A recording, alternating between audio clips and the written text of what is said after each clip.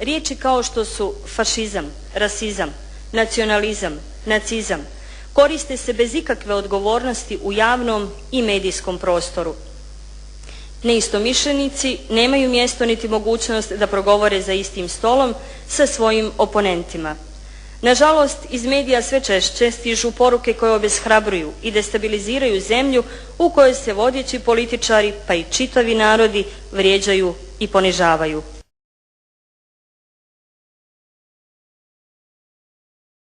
Nikada nisam mrzio niti mrzim nekoga, samo pripadam onim ljudima koji ne daju na sebe, uzvratio je Dodik. Poseban mentalitet ili poseban problem naravno predstavljaju mediji koji su ostrašćeno izvještavanjem, političkim navijanjem, diskvalifikacijama doveli do jedne zatrovane atmosfere. Jedan političar, koliko god on bio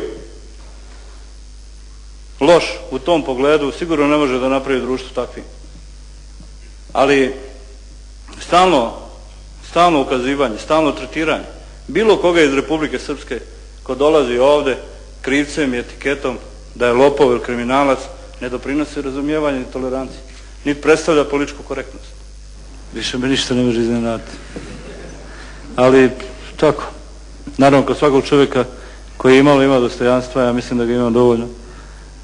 Laži koji se pokušavaju sistematski proizvesti u nekim medijima na bazi propagande koju se čini za potrebne diskvalifikacija i to naravno nije jednostavna priča. Ajde, koliko za mene u redu, ali za porodicu u širem smislu apsolutno je traumatično kada vidite da vas upoređuju sa Hitlerom ili sa nekim sličnim stvarima i da izostane reakcija odavde na tako nešto što sigurno ne bi moglo da prođe u Republici Srpskoj, bez obzira šta ko misli o tom. S druge strane, potpuno me umanjuje moje povjerenje ono što se zovu institucije, imajući u vidu ponašanje raka koji u suštini postoje rak ovog društva, a ne institucije koje bi trebalo da se bavi zaštitom ili promocijom pravih vrijednosti. Nudim političku korektnost, realne zahtjeve i realne ustupke, male korake kojima ćemo, međusobno se uvažavajući, postići mnogo, rekao je Dodik, naglasivši da neće dozvoliti poništavanje i negaciju Republike Srpske. Zato je u Brk visokom predstavniku kazao da nema pravo nametati zakone, jer mu ta ovlašćenja nije dao Dejtonski sporazum koji ga je ustoličio. Ja nikada nisam omalovažio ulogu međunarodne zajednice u nekim dobrim stvarima, ali u nekim lošim sam govorio ono što mislim. Danas mislim i to jasno govorim i znam i pročitao sam i nigde ne piše da visoki predstavnik može da nameće zakone, a on to čini.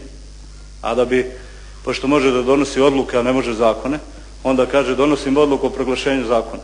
Kao da smo mi ovdje analfabet koji ništa ne znamo o pravu, a niti piše u Dejtonskom sporazumu u aneksu 10, niti piše u Bonskim ovlaštenjima da kaže visoki predstavnik može da donese odluke iz nadležnosti predsjedništva i ministarskog vijeća. Odluke, ne zakon. Odluke može da donese mjesna zajednica, ali ne može da donese zakon.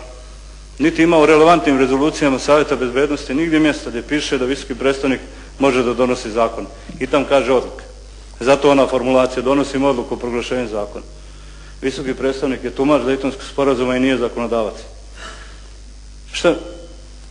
To je opšte poznato u mojem mjestu i nas iz Republike Srpske.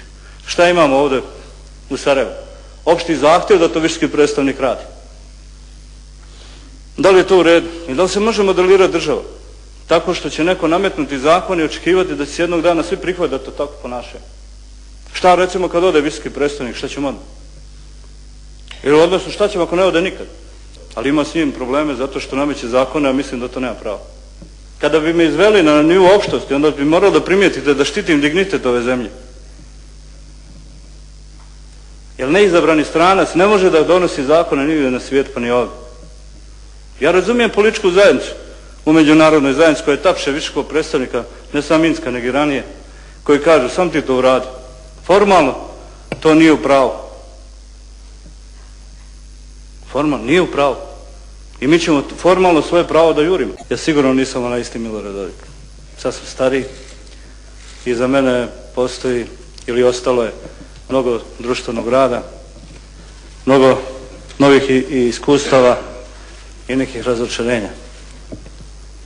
sreo sam ja tada Valentena Incka za koga nisam ni u snu mogao pomisliti da će biti visoki predstavnik i da će imati s njim probleme zbog toga što on visoki predstavnik. Ali to je na kraju život, on nosi razne izazove. U suštini ja mislim da sam isti onome što sam bio. Nikoga nisam mrzio, niti mrzim, a naravno ako to mogu dosta uprošćeno da kažem, samo pripadam onim ljudima koji poprilično ne daju na sebe. Kako god to izgledalo. Dakle, nikoga, nikada. Ja nisam ni ratni lider, nisam bio čovjek koji je toliko rata podržavao takvu opciju. I bio sam prvi koji je ušao ovdje u Sarajevo od srpskih političara bilo koje vrste. Danas sam došao ovdje uz ogromnu pratnju. I uz prvi stepen zaštite, ali evo, neko je procijenio da to tako treba da bude. I to je možda dokaze neke vrste transformacije. U centru Sarajeva, za koji kaže da ga ne vežu pretjerane emocije, premijer Republike Srpske je bez ustezanja govorio o ratnim dešavanjima i Srebrenici. Hvala lijepo na intervenciji. Dakle, najveća tragedija na ovim prostorima bio je raspad Jugoslavije, koji je dovelo do dramatičnih zločina širom Jugoslavije. Naš problem je ovdje što se ne želimo čuti, svako uzma iz te presude ono što hoće i o tome govori. I tu se završava sva priča o tome. Dodik je optuživan i da negira stradanje na Markalama. Njegov stav da o dešavanjima na Sarajevskoj pijaci Markale postoje različiti izvori u Federaciji Bosne i Hercegovine pokrenuo je lavinu kritika. Ja nisam govorio o tome da se to nije desilo. To se naravno desilo. Ja sam govorio o različitim izvorima vezano za to. I nije nepoznato da su i neki ljudi visoko pozicionirani u tadašnjem UNPROFOR govorili i čak jedna komisija govorila o nekim sasvim drugim elementima te tragedije, a ne onome što je postalo ili jeste neka sada vrsta zvanične verzije. Dakle, bili su kanadski general koji je tada upravljao UNPROFOR-om i komisija koja je tada formirana, oni su napisali sasvim jedan drugi izvještaj. To nije samo meni poznato, nego mnogim drugima kojima to. Ja sam u tom pogledu govorio o tome. I sasvim je dovoljno da tako sa tog mjesta dođe određena vrsta informacije koja ne odgovara zvaničnom stavu tome, da se špekulacije i oko tog događaja naravno razvije. Moj je bio zahtjev da se formira još jednom prođe kroz sve to i da jedna neutralna međunarodna komisija utvrdi zaista značaj i činjenice oko svega toga kako mi u budućnosti ne bi se sporili oko toga. Možete vi da donesete bilo kakvu sudsku presudu, ali ako postoji špekulacije koje imaju jasne izvore, onda ste u problemu da afirmišete ono što je sud presudio.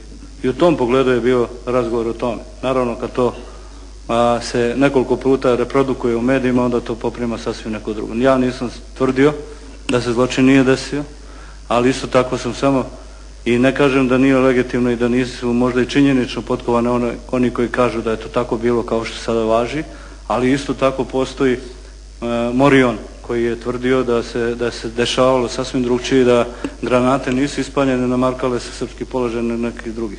To postoji zvanični izvještaj u okviru UNPROFOR-a i zato je Morion povučen odavde zbog tog izvještaja.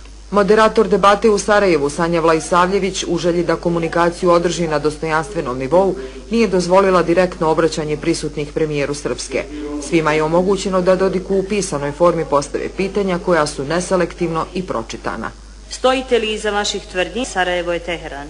Mi vidimo veoma jaku političku ulogu Islamske vjerske zajednice i vođe Islamske vjerske zajednice Resuleme Cerića, koji je izvan onoga što je predstavlja vršenje njegovih vjerskih i drugih prava i obreda, često miješanje u politički život, davanje snažnih političkih ocjena o tome kakva i šta treba da bude, poruke